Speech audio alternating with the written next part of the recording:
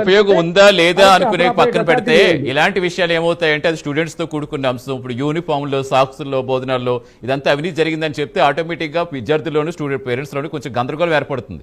ఆ confusion clarity ఇచ్చే ప్రయత్నం అయితే డెఫినెట్ గా ప్రభుత్వం మీద రెస్పాన్సిబిలిటీ అయితే ఉంటుంది కదా.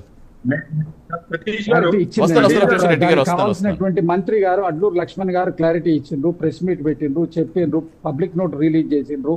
ఇన్ని చేసిన తర్వాత కూడా కావాలని ఛాలెంజ్లు చేయడం, పశ్చిమే సవాలని చెప్పడం ఏం పద్ధతి అండి ఇది? రైట్, ఏంటి మీరు చెప్పండి రెడ్డి గారు, ఎందుకు ఇలా రెచ్చగొట్టే ప్రయత్నం చేస్తున్నారు? అక్కడ ఉన్నదే 1140 కోట్ల రూపాయలు అంటే నోట్లో ఫిగర్లు కదా, 2000 కోట్లు 3000 కోట్లు అని చెప్పుకుంటూ వెళ్ళిపోతే జనాలు ఇది గందరగోళం క్రియేట్ చేయదా, మొత్తం పక్కకు వెళ్ళదా?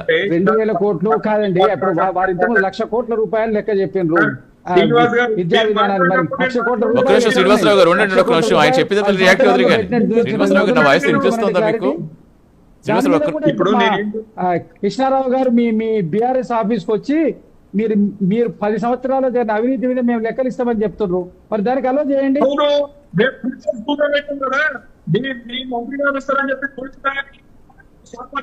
సన్మానం చేస్తామని రాలే కదా, మేము మమ్మల్ని ఎక్కడ దగ్గర అరెస్ట్ చేసింది కదా, మేము ఏ గంటకి చెప్పాము, మేము రానిగా తయారు. మా దగ్గర ఏ వివరణ 10 సంవత్సరాల బీఆర్ఎస్ కాలంగా 2 సంవత్సరాల ఈ కాంగ్రెస్ పువ్వుల మీద చర్చకు ఎక్కడ సిద్ధమని చెప్పి మొత్తం కామిక సిద్ధమైన తర్వాత ముఖ్యమంత్రి గారు సవాల్ చిత్రిస్తూ మేము రెడీగా ఉన్నాము. మీ జూపల్లి గారు హౌస్ లో కేటీఆర్ గారు ఇచ్చిన సవాలుకు వారు ప్రతి సవాల్ వేసిండ్రు. మీరు హౌస్ ఉన్నది, మీరు అసెంబ్లీ ఉన్నది, అసెంబ్లీని ఇమీడియట్ గా సమావేశపరచడానికి కూడా ప్రభుత్వం సిద్ధంగా ఉంటది. మీరు సమావేశపరచమనండి, మీ యొక్క ప్రతిపక్ష నాయకులు అయినటువంటి కేసీఆర్ గారు రమ్మనమనండి, వారిని వచ్చి అన్ని లెక్కలు. ఒక్క నిమిషం, ప్రస్తుతం మనతో బీఆర్ఎస్ నాయకులు ఆర్ఎస్ ప్రవీణ్ కుమార్ జాయిన్ అయ్యారు ఫోన్ లో. నమస్తే ప్రవీణ్ కుమార్ గారు. నమస్తే ప్రవీణ్ కుమార్ గారు. సో ఏంటి అసలు ఏం జరుగుతోంది అనుకోవాలి? ఒకవైపు ఇది 1140 కోట్ల టెండర్లు మాత్రమే. ఆల్రెడీ గురుకులాల సెక్రటరీగా ఉండి కూడా ఇలాంటి కామెంట్స్ చేసినట్టు కాంగ్రెస్ అట్లా ఆరోపిస్తున్నారు. ఏమంటున్నారు?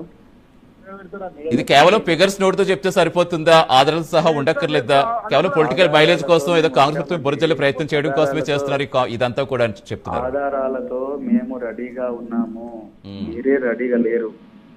వాళ్ళు పూర్తిగా అక్రమాలు చేశారు, అవినీతి ఉంది, ఆధారాలతో మేము రెడీగా ఉన్నాము.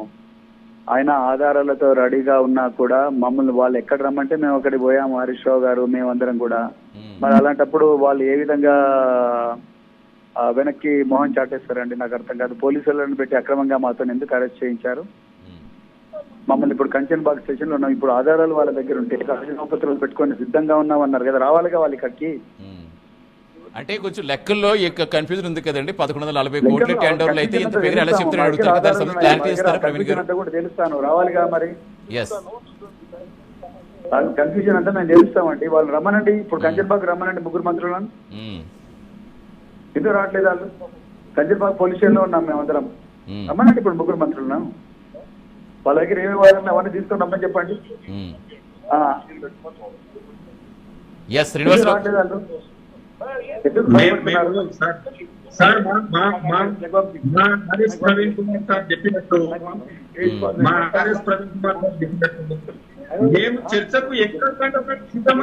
ఒక్క నిమిషం రెడ్డి గారు, ఒక్క నిమిషం మీరు ఉండండి. ఒక్క నిమిషం పోలింగ్ లో ఉన్నారు సార్, ప్రవీణ్ గారు పోలింగ్ లో ఉన్నారు. మళ్ళీ అర్థం కాదు, మనకి చెప్పేది అర్థం కాదు. ఒక్క నిమిషం మాట్లాడండి.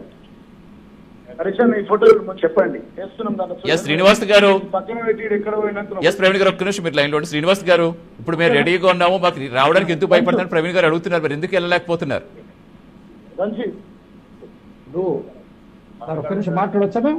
ఎస్ శ్రీనివాసరావు గారు, మీకు అర్థమైందా ప్రవీణ్ గారు చెప్పింది? పూట మీరు చేసిన ఛాలెంజ్ ని స్వీకరించి 3 మంత్రులు వచ్చి అక్కడ కూర్చొని ఉన్నారు.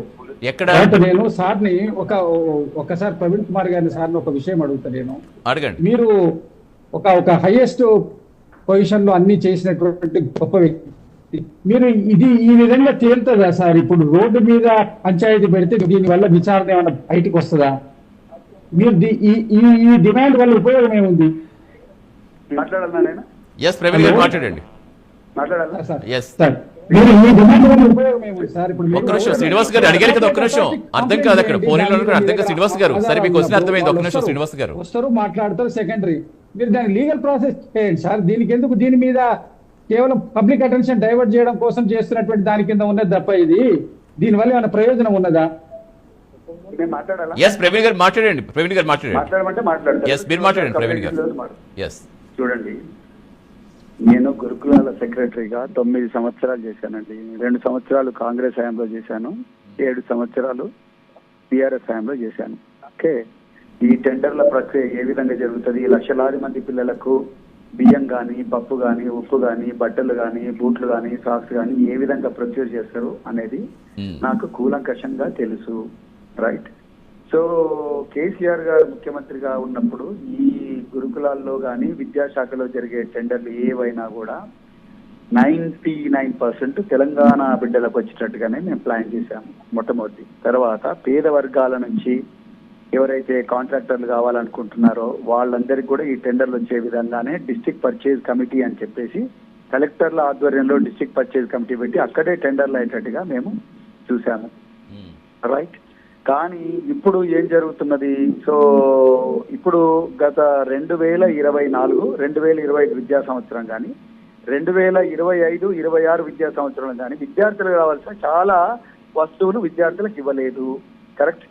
తర్వాత వీళ్ళు దొడ్డిదారిన జియో నెంబర్ 17 తీసుకొచ్చి జియో నెంబర్ 17 కేవలము ఆ శాఖ సెక్రటరీకి ముఖ్యమంత్రి గారికి తెలుసు. మేమేమంటున్నాం, పొన్నం ప్రభాకర్ గారికి ఐడియా లేదు దీని మీద, అజరుద్దీన్ గారికి ఐడియా లేదు, లక్ష్మణ్ కుమార్ గారికి ఐడియా లేదు. వాళ్ళు కేవలం పాపం వాళ్ళను వాడుకుంటున్నారు పావులుగా. ఇందులో ఆ డిపిసి విధానం మొత్తం కూడా రద్దు చేసి ప్రాజెక్ట్ మానిటరింగ్ యూనిట్ అనే ఒక జివో తీసుకొచ్చారు. ఆ జివోలో వీళ్ళు చేవెళ్లలో మాకేం చెప్పారు, ఎస్సీ ఎస్టీలకు 30% రిజర్వేషన్, కామారెడ్డిలో బీసీలకు 40% రిజర్వేషన్ ఇస్తామని చెప్పారు. సో మైనారిటీలకు 4,000 కోట్ల ప్లాన్ ఇస్తామన్నారు. ఈ వర్గాలకు ఎక్కడ కూడా పిఎంయులో చోటు లేకుండా జివో తీసుకొచ్చారు. ఆ జివో పొన్నం ప్రభాకర్ గారికి తెలియదు, అడ్డూరు లక్ష్మణ్ కుమార్కి తెలియదు, అజరుద్దీన్ గారికి తెలియదు, మరి ఎవరికి తెలుసు? సో ఆ జివో తీసుకొచ్చి 1,000 కోట్ల టెండర్ ఆల్రెడీ కంప్లీట్ చేశారు.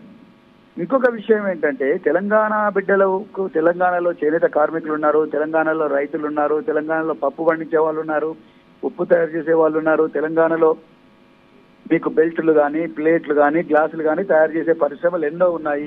ఇవన్నీ కాదని ఎవడో మఫత్లాల్ అనే వాడిని బయట నుంచి తీసుకొచ్చి ఆ మఫత్లాల్ గారికి టెండర్ ఇచ్చారు. సో ఇది రాజ్యాంగానికి వ్యతిరేకం, మీరు చెప్పిన పాలసీకి వ్యతిరేకం. అదే విధంగా మీరు ఏ జియోలు అయితే గతంలో ప్రభుత్వం ఇచ్చాయో ఆ జియోలన్నీ కూడా వ్యతిరేకము. అదేవిధంగా తెలంగాణ కాంట్రాక్టర్లు ఎవరు కూడా ఈ గురుకులాల్లో టెండర్లలో పార్టిసిపేట్ చేయకుండా బాంబే నుంచో, గుజరాత్ నుంచో, ఢిల్లీ నుంచి వచ్చిన పెద్ద పెద్ద ఆసాములు టెండర్లో పార్టిసిపేట్ చేసే విధంగా నిబంధనలు రూపొందించారు. ఇవన్నీ కూడా తప్పు. దీంట్లో పెద్ద ఎత్తున కుంభకోణం జరిగిందని మేము అన్నాము. ఆ లక్ష్మణ్ కుమార్ గారు అన్నారు, ఆ కుంభకోణాన్ని నిరూపిస్తే నేను ఏ చర్చకైనా సిద్ధం, నిరూపించడానికి ఏ చర్చకైనా సిద్ధం, ఆధారాలు నా దగ్గర ఉన్నాయి, మీ దగ్గర ఆధారం ఉంటే తీసుకొని రమ్మండి అన్నారు. సో నేనన్నాను, జూలై 2వ తారీఖు నాడు సోమాజిగూడ ప్రెస్ క్లబ్ లో మేము రెడీగా ఉన్నాము, మీరు రండి అన్నారు. అప్పుడు లక్ష్మణ్ కుమార్ గారు, పొన్నం ప్రభాకర్ గారు ఏమన్నారు,